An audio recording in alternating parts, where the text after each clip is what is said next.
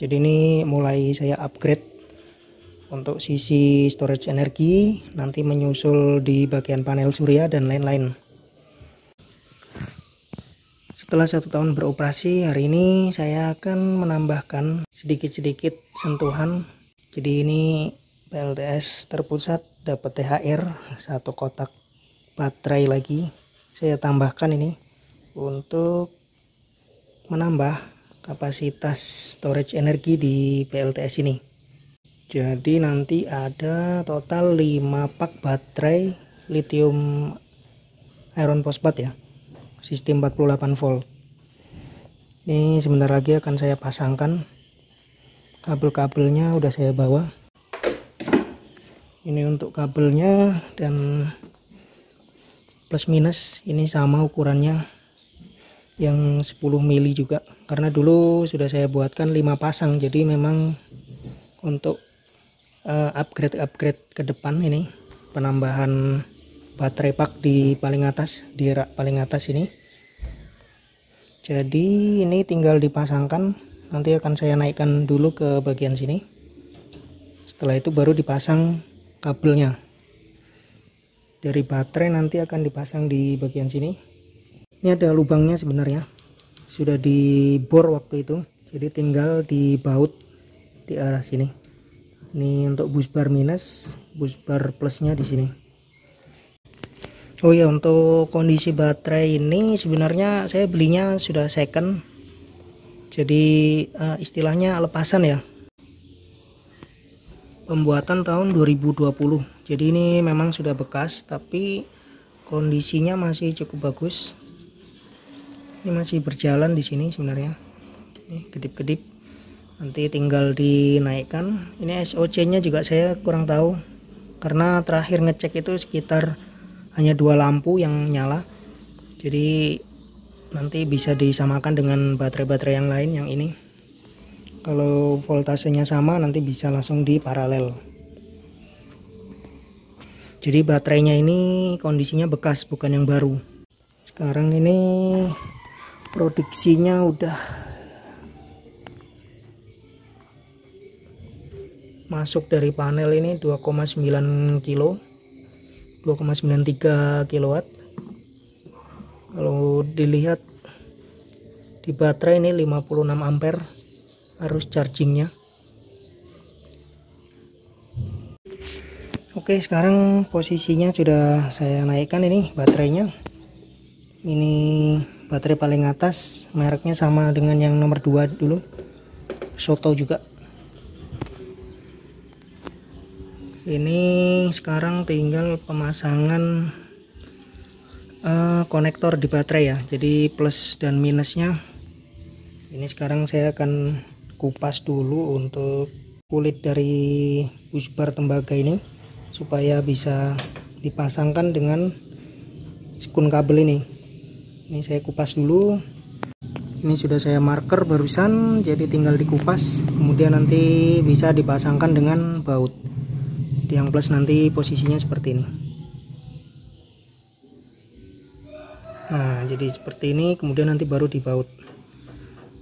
Jadi pengupasan kulit dari busbar ini, headshrinknya, supaya permukaan busbar tembaga bisa lengket dengan permukaan sekun kabel ini, supaya bisa mengalirkan listrik ke baterai ataupun pengurasan nanti dari baterai ke inverter, seperti itu. Ini yang hitam juga nanti sama. Ini sudah ada lubangnya, tinggal di marker kemudian dibuka kulitnya sedikit. Oke, ini kulit busbarnya sudah saya buka barusan. Jadi sekarang tinggal memasangkan kabel-kabel dari sini, kabel ke arah baterai yang ini paling atas. Untuk urutan pemasangannya nanti saya akan memasangkan kabel di bagian sini dulu, di bagian baterainya dulu. Setelah itu baru nanti kabelnya dipasang ke busbar negatif. Jadi satu-satu, kabel minus dulu, baru nanti terakhir kabel plus, supaya tidak terjadi korsleting saat kita memasangkan kabel-kabel ke arah baterai. Karena ini busbar ini sudah aktif ya, busbar ini aktif, ada strumnya dari sini. dari SCC yang charging ke baterai. Jadi bus bar ini sudah punya listrik, dan kalau short itu sangat berbahaya. Karena itulah saya akan memasangkan kabel satu persatu. Kabel minus dulu, baru kabel plus. Oke, saya lanjut pemasangan dulu.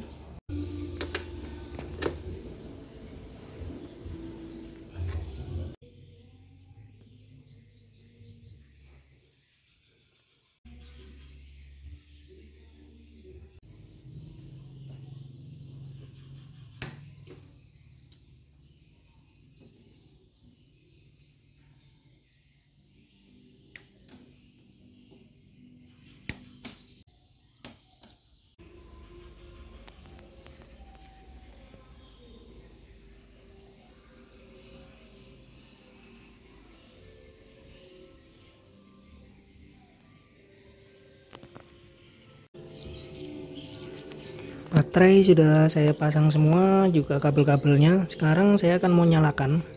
Ini bisa kita lihat sekarang arusnya itu masih 0 yang masuk ke baterai ini, karena ini baterainya belum aktif. Sekarang saya aktifkan dengan menyalakan ini MCB-nya. Oke, langsung nyala. Dan nah, arusnya ini nih, arus pengisiannya 19 ampere. Turun ke 18. Ini state of charge-nya juga masih di angka mungkin sekitar 20-an% mungkin ya.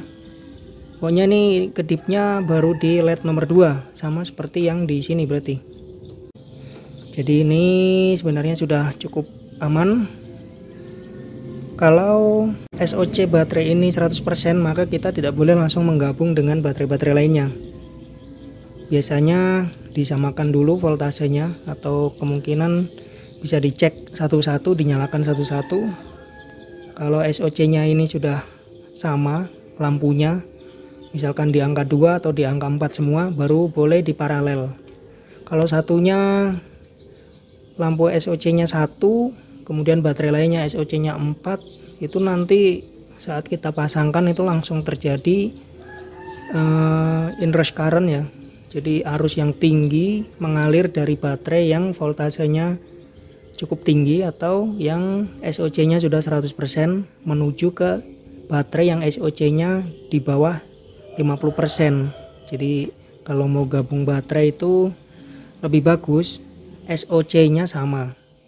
Ini ya, nilai SOC ini sama, atau kita bisa cek di voltase outputnya. Kalau yang baterai ini misalkan 52 volt, yang ini cuma 46, itu sebaiknya jangan langsung diparalel. Ada baiknya untuk di charging sendiri. Yang 46 volt itu di charging supaya bisa sama dengan baterai yang isinya penuh. Jadi sekarang ini baterainya SOC-nya sama, sehingga saya berani langsung memasangkan paralel dengan baterai-baterai yang sudah ada di PLTS terpusat ini. Untuk upgrade PLTS terpusat kali ini, baterainya sekarang sudah beroperasi 5 pak, artinya kapasitasnya kemungkinan di sekitar 20-an kWh atau sekitar 21 lah mungkin. Karena waktu itu 4 baterai yang paling bawah 1, 2, 3, 4 itu waktu dicek kapasitas realnya hanya sekitar 17,9 kWh kalau tidak salah. Kalau baterai yang atas ini kapasitasnya masih sekitar 4 atau 4,5 lah, 4,5 kWh, karena ini bekas. Berarti kan 17,9 atau 18 kWh ditambah 4,5, jadi sekitar 22,5 kWh. Tapi realnya memang harus dicek lagi menggunakan ini PZTM yang ini. Kalau menggunakan PZTM nanti real kita bisa mendapatkan kapasitas asli dari seluruh baterai ini. Tapi karena sekarang ini kondisinya sudah dipakai di lokasi PLTS terpusat, jadi saya tidak berani untuk cek kapasitas karena nanti pasti pelanggan komplain kok mati PLTS-nya gitu ya. Karena itu mungkin lain waktu, jika memang ada kesempatan, ini baterainya akan saya cek satu persatu. untuk kapasitas realnya. Mungkin nanti sambil cari caranya gimana supaya bisa cek kapasitas satu persatu. Sebenarnya saya tertarik untuk mengecek kapasitas dari tiap baterai pak ini tiap tahun. Misalkan di bulan Mei itu dicek, Mei 2022 dicek, nanti tahun depan lagi dicek lagi supaya kita bisa lihat degradasi kapasitas baterainya berapa persen. Tetapi kalau untuk lithium iron phosphate, jenis sel lithium iron phosphate itu masih cukup bagus lah. Dia diklaim bisa sampai minimal 2000 atau yang sel-sel terbaru itu bisa 3500 cycle untuk turun ke kapasitas 80%-nya. Jadi ya kalau pakai ini memang investasi jangka panjang cukup bagus. Kalaupun ada kerusakan-kerusakan, kita masih bisa mencari sumber kerusakannya. Misalkan selnya ada yang rusak satu, berarti kita masih bisa menggunakan 14 sel lainnya. Yang satu sel rusak tadi bisa kita ganti dan bisa langsung digunakan kembali. Itu kira-kira keunggulan dari baterai lithium iron phosphate ini. Kalau kita mau mengganti selnya, sebaiknya itu selnya yang umurnya sama atau paling tidak sel-sel bekas yang kualitasnya hampir sama dengan baterai yang rusak tadi. Jadi untuk perawatan lithium saya rasa setahun ini belum ada trouble sama sekali. Pernah trouble tuh hanya ini nih, kalau untuk yang Soto waktu itu ini turun sendiri nih, ini ngetrip. Jadi waktu itu fungsi hanya 3 baterai saja Huawei. Pas ditelepon sama orang ada yang komplain, jadi kenapa matinya kok di dini hari gitu kan. Terus saya cek, ternyata ini ngetrip. Jadi kalau ini ngetrip kan sama aja baterainya ini tidak fungsi gitu ya. Akhirnya storage energinya berkurang dan lama waktu penggunaan PLTS nya pun semakin berkurang. Jadi untuk lithium Soto ini pernah ngetrip 2 kali kalau tidak salah, 2 atau 3 kali lah selama 1 tahun ini. Jadi seperti itu kira-kira kalau untuk baterai lithium, tidak ada perawatan khusus. Saya juga tidak tiap bulan ke sini, jadi ya dibiarkan begini saja apa adanya. Alat-alat ini sudah bekerja dengan baik, sudah bekerja otomatis, tidak ada campur tangan orang lain. Jadi ini murni saya yang setting, nyala jam berapa, mati jam berapa, semua sudah ada di alat-alat ini, di dalam boxnya ini. Jadi kalau saya kesini itu rata-rata hanya untuk mengecek ini seperti ini, cek produksi energi, kemudian hasil produksinya seperti ini kan. Sekarang sudah 7,4 kWh. Ini sekarang itu tanggal 16 Mei jam 12.21. Kondisinya agak berawan, jadi power dari panel surya hanya 3,12 kW. Kalau cuacanya cerah sekali, itu biasanya bisa tembus di angka 3,9 bahkan sampai 4,1 kW. Jadi panelnya itu benar-benar memuaskan, bisa produksi di 100% dari kapasitas yang saya pasang di atas.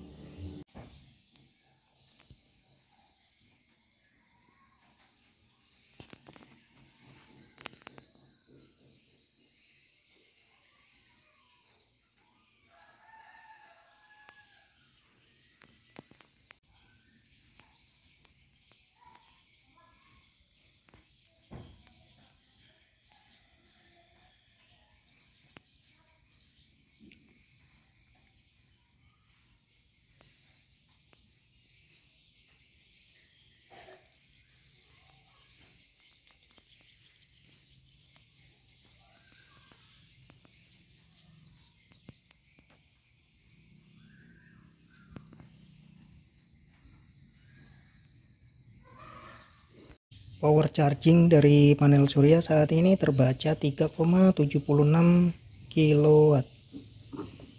Ini sekarang pukul berapa ya? Pukul 1 siang 16 Mei 2022. Untuk panen sampai siang ini sudah 9,16 kWh. Arus charging ke baterai sudah mencapai di 70-an ampere. Nanti ke depannya ini mau saya tambahkan kipas di sini. Ini heatsingnya ini cukup lumayan panas ini, kalau sudah mencapai 70 sampai 70-an 5 ampere. Ini sudah sangat panas heatsingnya. Jadi SCC ini perlu saya buatkan kipas pendingin untuk mendinginkan heatsingnya di bagian belakang. Jadi heatsing ini nih cukup panas kalau ampernya sudah tinggi.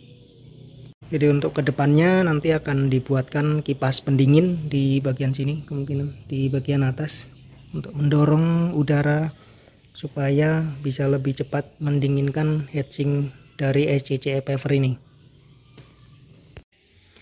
Oke teman-teman, sekarang ini sudah sore hari, jadi sudah jam 4 lewat. Ini sekarang pukul 16.36. Hari ini chargingnya tidak akan full karena baru didapat sekitar 14,8 kWh, sedangkan baterainya kapasitasnya paling tidak menjadi 22 kWh, jadi masih kurang banyak. Ini charging dari photovoltaik tinggal 380-an watt aja karena sudah posisinya mendung. Di timur aja sudah mendung, jadi kondisinya seperti ini, udah mendung-mendung semua. Mendung sepertinya mau hujan. Nah sekarang sudah mulai gerimis, turun hujan. Udah gerimis sekarang. Jadi untuk hari ini masih rendah pendapatannya. Ini hujan aja produksinya sisa 200-an watt. Ini hujan di jam 16.42, udah mau jam 5. Kita tunggu nanti saat inverter sudah nyala dan mensuplai listrik ke rumah-rumah pelanggan. Oke teman-teman, sebentar lagi pukul 17, jadi ini adalah detik-detik untuk aktifnya PLTS terpusat. Kita lihat ini. Oke, nah ini sudah nyala, kemudian dijeda oleh TDR, tim delay relay. Nah sekarang sudah nyala. Oke, jam 5 tepat udah nyala. Sekarang kita lihat untuk bebannya 537 watt. Kita lihat untuk penyaluran ke pelanggan berapa watt saat pukul 5. 1,2 kilowatt, 1,3. Ini voltase di baterai langsung drop ke 49,7 volt. 1,35 kW, 1300-an watt. Nah untuk PZTM 015 yang atas ini sengaja saya matikan fungsinya, jadi angkanya yang lain-lain, energi, capacity, running time itu nol semua. Jadi fungsinya adalah untuk melihat bar ini saja. Jadi yang ngawasin di rumah ini hanya melihat bar ini, bar dari baterainya saja. Itu fungsi utama dari wattmeter yang ini. Kalau yang ini fungsinya untuk saya sendiri, untuk melihat produksi per bulan atau per harinya di sini berapa kWh. Ini sudah mulai naik di 1,6 kW. Bebannya warga sudah mulai banyak untuk sore hari. Sekarang kita lihat di baterainya. Untuk baterai yang pertama ini masih belum nyala, artinya dia masih standby, belum mengeluarkan arus. Sekarang kita cek dulu, cek dengan klem meter. Ini baterai pertama, si 0 ampernya. Kemudian baterai kedua udah minus 12 ampere. Kemudian untuk baterai Huawei yang ini, yang pak ketiga, sudah minus 11 ampere. Ini minus 10 ampere. Kemudian baterai yang bawah kita cek, ini masih si 0 ampere. Itu di indikatornya malah masih charging ini. Mungkin dari baterai-baterai atas ini pindah ke sini mungkin energinya. Kalau yang ini sudah discharging, lampu LED-nya sudah pindah di indikator discharge. Ini juga discharge. Ini SOC-nya sudah full ya ternyata. Yang ini masih belum nyala. Ini yang ke paling baru. Untuk SOC yang paling baru ini masih belum mengeluarkan arus. Coba ini kita matikan baterai yang kedua. Nah itu dia, langsung nyala ya. Ini artinya sudah discharge. Kalau untuk charging itu biasanya ininya berkedip.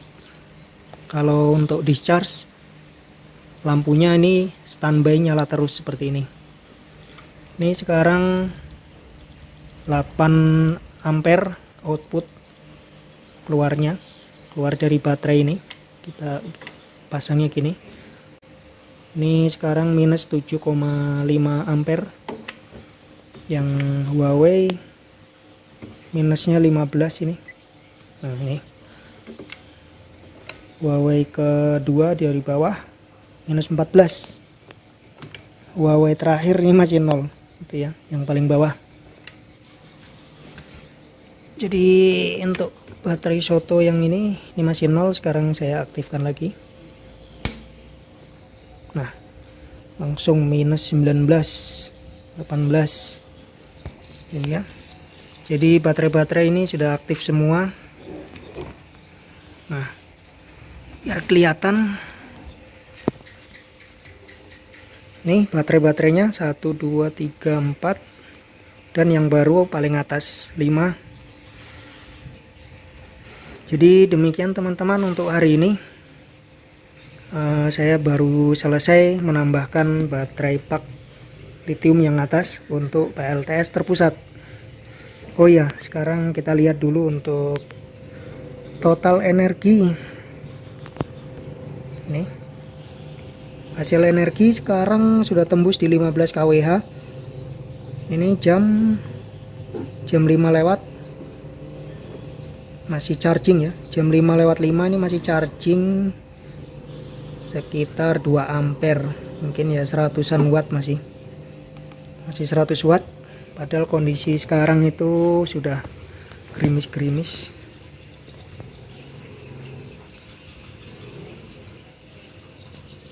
Ya itu kita bisa lihat itu airnya netes-netes tuh, gerimis sore ini. Karena itu hasil produksinya tidak maksimal ya. Penggunaan beban warga saat ini 1,8 kW. Mungkin besok sore kalau sempat saya kesini lagi untuk lihat. Ini hasilnya sudah harus di restart, harus di reset, karena ini mentok di 999. Angka ini wattmeter PZTM 022 ini hanya membaca sampai 999 kWh. Setelah itu dia berhenti, nggak mau kembali ke 0. Karena itu harus kita reset manual. Karena itu saya sering kalau sudah mau penuh ini, saya kesini reset data ini, data di pengukuran PZTM 022.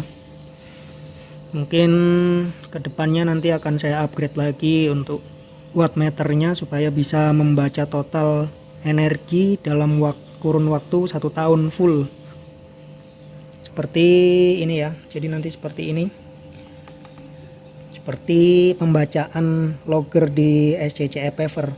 Ini kan bisa total nih, totalnya sudah sampai 5116 kWh. Jadi saya pinginnya seperti ini, jadi bisa membaca total energi yang didapatkan 1 tahun. Kemudian outputnya juga saya pinginnya wattmeter itu bisa membaca berapa ribu kWh yang digunakan atau yang ditransfer selama 1 tahun penggunaan PLTS terpusat.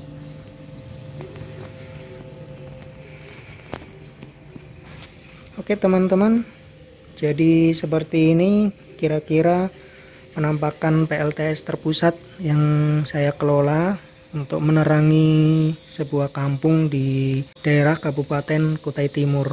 Ini masih akan tetap di-upgrade ke depannya karena rencananya akan menambah pelanggan. Ini baru selesai upgrade, nambahkan 1 pak baterai. Jadi yang lain-lainnya ini masih belum ada perubahan ya. Oke teman-teman, sekian dulu laporan ataupun video ini yang saya buat untuk sekedar sharing kepada teman-teman semuanya. Saya pamit, assalamualaikum warahmatullahi wabarakatuh.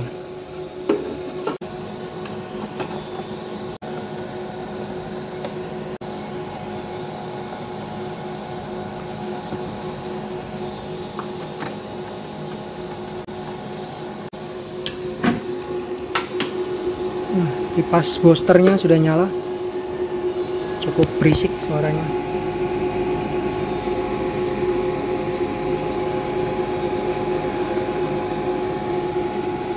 Kipas high speednya sudah nyala semua. Ini mesinnya ini mantap, semoga bisa bermanfaat terus, bisa running terus dan bermanfaat untuk warga sekitar.